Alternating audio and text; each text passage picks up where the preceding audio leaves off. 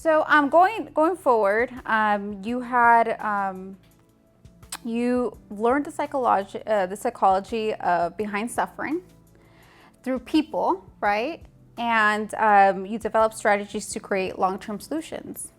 Now, would you be able to share one of those strategies for this circumstance that we're just talking about? One of the solutions, ironically, a lot of people say the same thing, is sitting in silence or meditation or whatnot.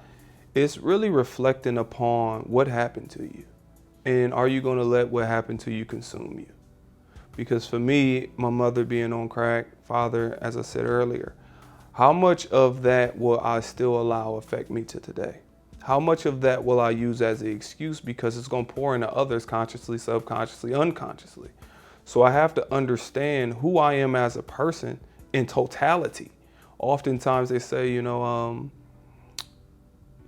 follow your gift or follow your heart, follow these different types of things, but they never talk about cleaning up what you leaving behind. So with my mother, I could easily have cut her off and say, you know what, I'm about to get me a wife, I'm gonna raise my kids better, I'm gonna raise them the way I wish I was raised, and I'm not gonna deal with any outside influence. But also, it's gonna be that still negative energy I express towards my mother, that's gonna be subconsciously taught into my children. I understand that. And don't you think that that might be also something that will stem off from the way you treat your wife? Yeah, definitely. That's the base. Regardless of how I want to look at my mother and my father is my first base of the opposite sex.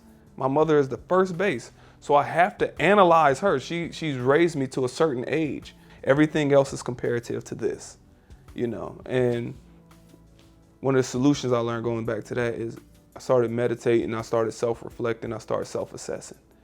But that is so critical because you have to look at certain things and you ask yourself, are you the blame or are the other person? And be completely honest of it all. So I looked at, I go to basketball games. I remember asking my mother to come to games. I played 20 games every year. She never been to one game. And she would say, you know what, I'm gonna show up, then don't show up. Oh, I'm gonna show up, don't show up, etc. And then I remember getting upset, and then you look at the crowd, and you start realizing she ain't never coming. But then I was upset, but then I realized, wait, she didn't go to nobody's game. She didn't go to my uncles. She didn't go to my older brothers. Wow, she didn't go to nobody. Yeah. So that's a personality characteristic. So I can't get mad at the consistency of others. So when I reflect, I look at the big picture of all of it and control what I can control. If I cannot control it, I look at what happened behind it and accept it, so that's the way I do it. But a solution, meditation, sitting in silence, I got a bunch of steps, but that's key. Sitting in silence, self-assessing and asking yourself, are you to blame for this? And if not, accept whatever it is and move forward. Do you feel healed, like your relationship with you and your mother? Oh yeah, I'm healed. Like, that was years ago, maybe like 6 or 7 years ago. How long did it take to heal? Until about 6 or 7 years ago. So I'll say about maybe 10, 12 years, because there was a lot of separation and a lot of misunderstanding. There's a lot of things that I did not know. And luckily, I was always one of them people. One, I had a horrible attitude when I was younger. Horrible. But I found out later in life that a bad attitude has its pros as well, because a bad attitude makes you not deal with BS. You can't process it. You can't process it because my attitude was so bad. If you beating around the bush, I'd be like, are you just saying this? You call out like the I truth. could not process it. And then if you're lying, I'm gonna argue with you until you get to a point of telling the truth or you dismiss me. Yeah. And that didn't matter who it came from, police officers, teachers, parents, kids my age. But kids my age, it can be a fight. We can handle it.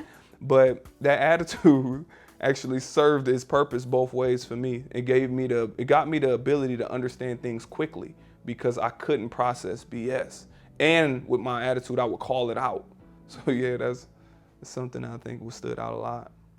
That is interesting. I almost wonder, since you had remedied your feelings about your mother, have you seen how that reflected upon her? Yeah, because I include my mother into a lot of different things. Like right now, even when I go home, I'm doing a photo shoot with her for my clothing line. So everything, I love that. everything is about, quick side story. At one point, my degree is in marketing. So I got caught up with the visual of how things look and how to make it sell, et cetera, et cetera. But now it's like, no, it's about my family. It's about energy. It's about the people around me, the people I love, the people I care about. So why do I need to hire this model to do the pictures? It might sell a lot more shirts or whatnot, but let me do it with my mom. It will mean something to her, and we stamp something in time. So that's really what it's about to me.